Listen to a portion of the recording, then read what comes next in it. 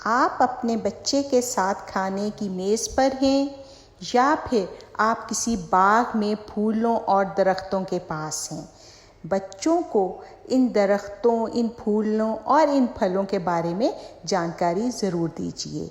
ये एक वर्कशीट है जिसमें आप बच्चे को जानकारी देने के बाद उनसे मालूमात हासिल कर सकते हैं। इसी तरह से इसके आगे एक लीड भी है, यानी आंसर की इसके आगे है, यह आपके सामने इस वक्त मौजूद है। आप बच्चों को बता सकते हैं कि कहाँ उन्होंने गलत जवाब लिखा, कहाँ सही।